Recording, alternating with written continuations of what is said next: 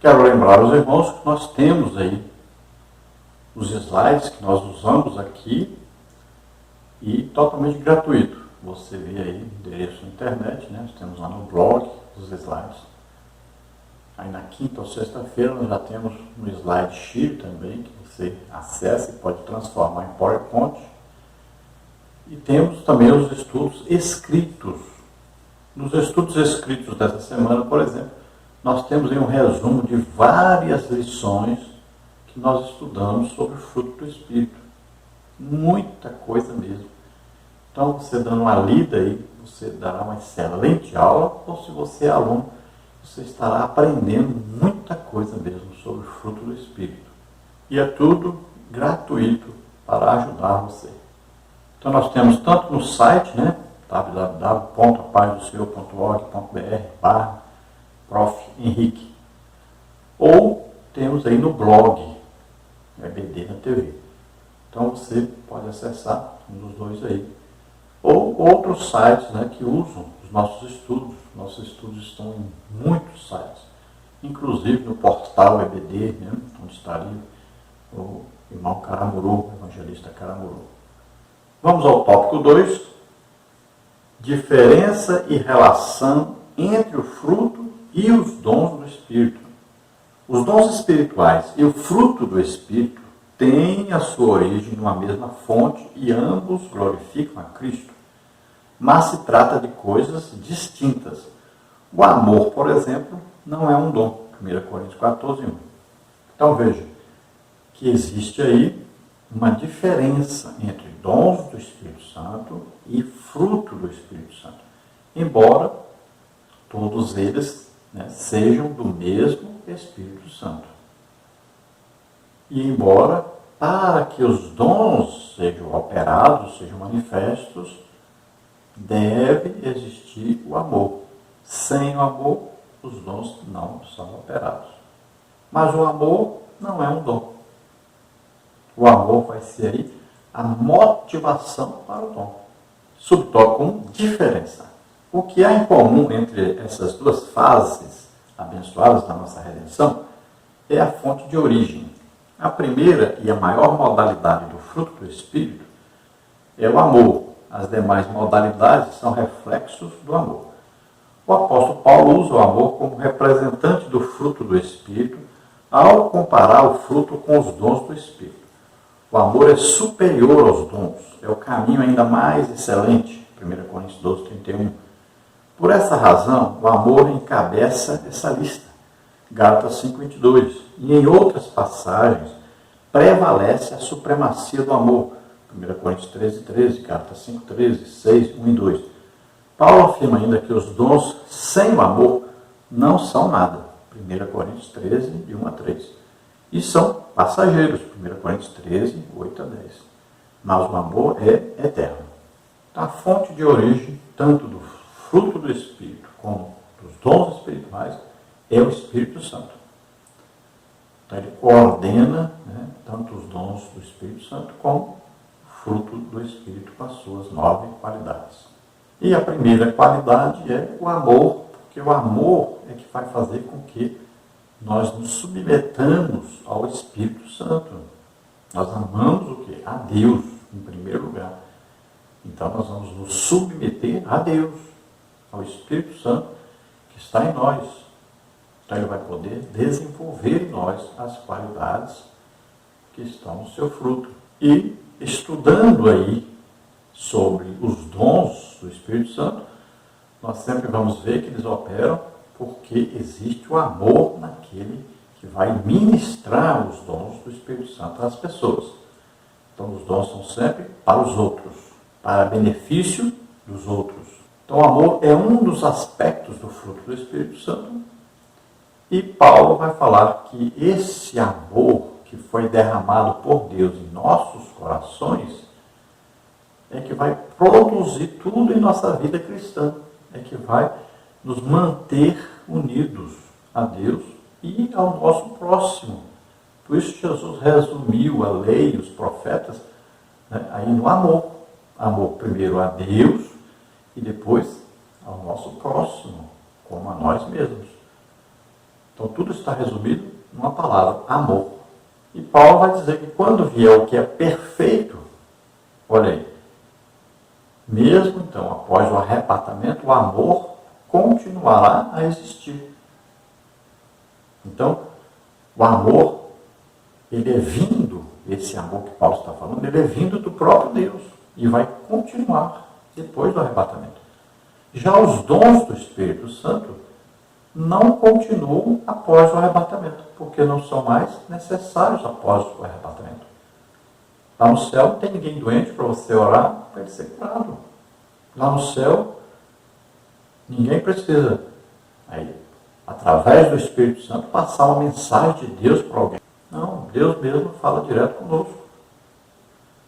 Lá no céu não vai precisar de milagres, porque lá não vai ter gente precisando de milagre.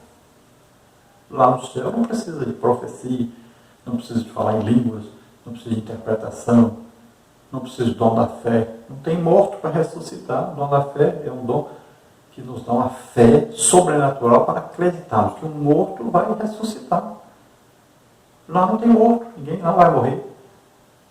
Então veja só, todos os dons, então, têm um fim, o dia do nosso arrebatamento. Arrebatamento da igreja, ou se nós morremos, é claro. Agora o amor prevalece, o amor continua, o amor é eterno, porque veio de Deus, foi colocado em nós, né?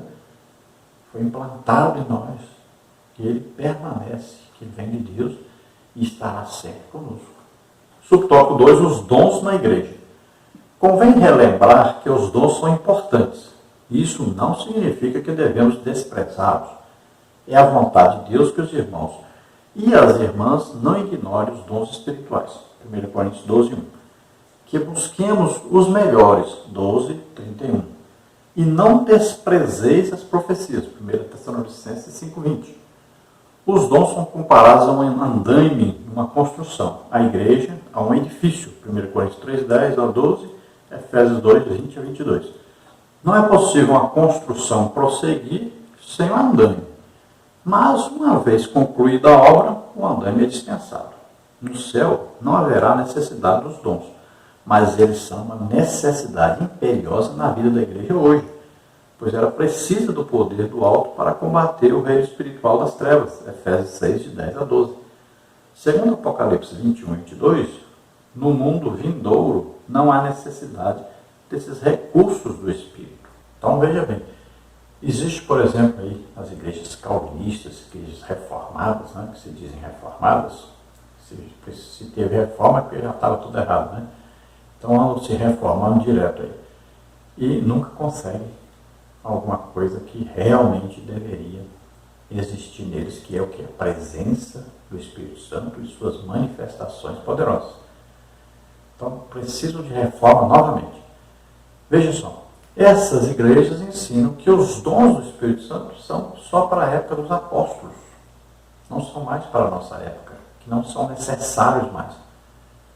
Algumas aceitam alguns dons, outros não. Quer dizer, eles acham que eles têm o direito de decidir quais os dons devem existir hoje e quais não devem.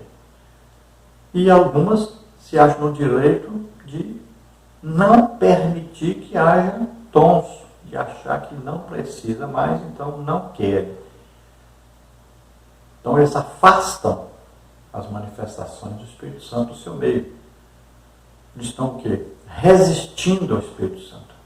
E é um perigo muito grande. Muitas pessoas que ali estão cometem o pecado de blasfêmia contra o Espírito Santo. Então os dons são importantíssimos.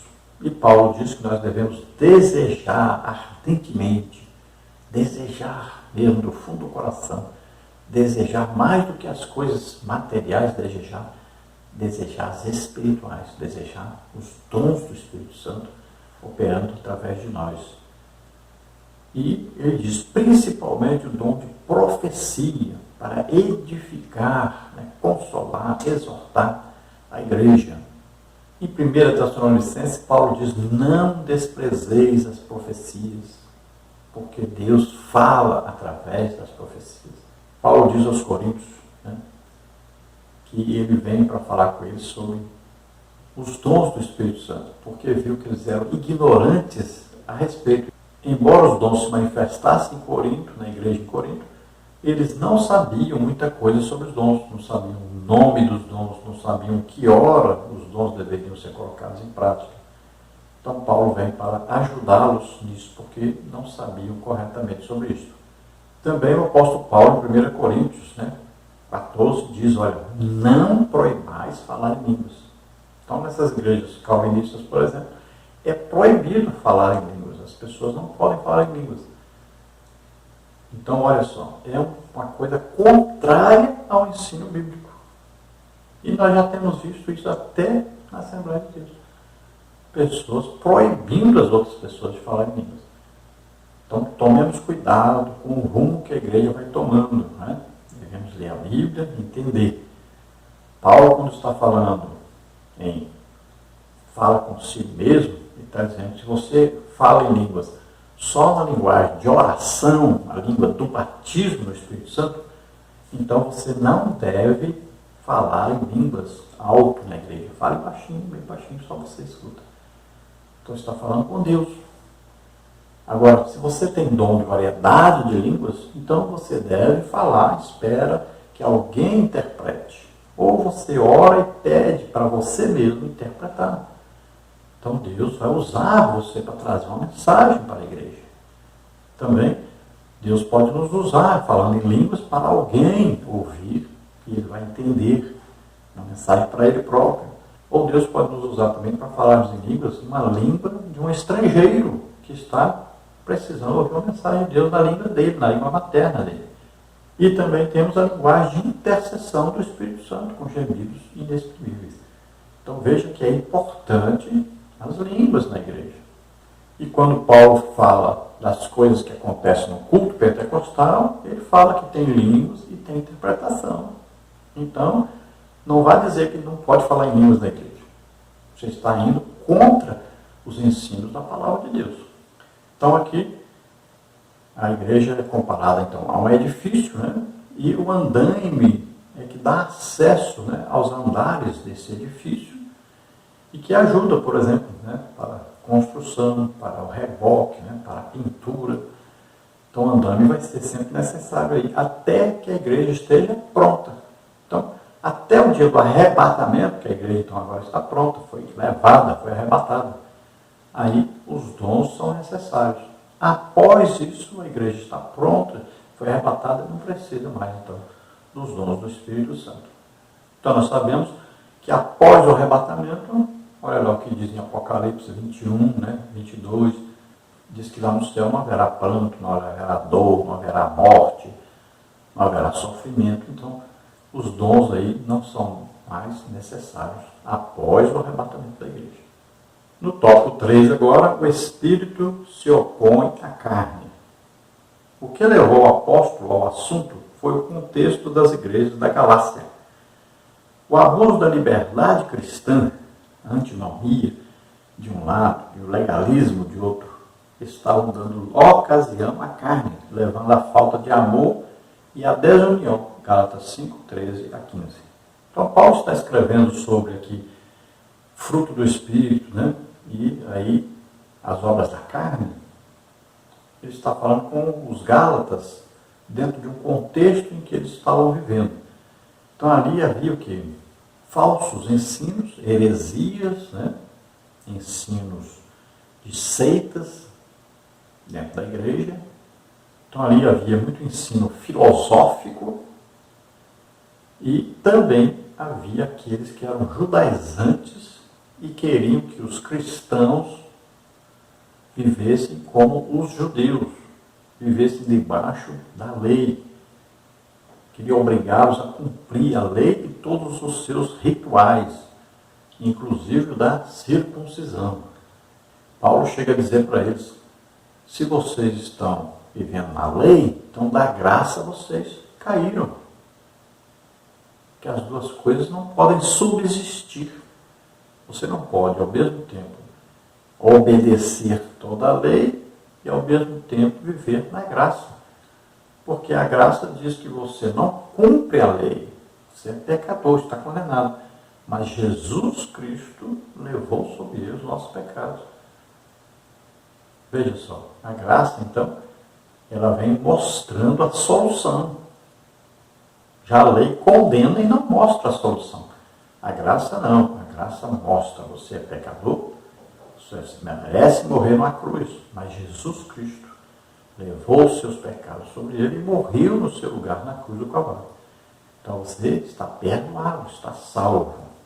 Alguns também, na Galácia, na igreja dos Gálatas, abusavam da liberdade cristã. Então, queriam viver de qualquer maneira, na prostituição, na idolatria. Né? Então, Paulo vai dizer, não, vocês mudaram de dono. Antes, vocês viviam segundo o curso do mundo, obedeciam a Satanás.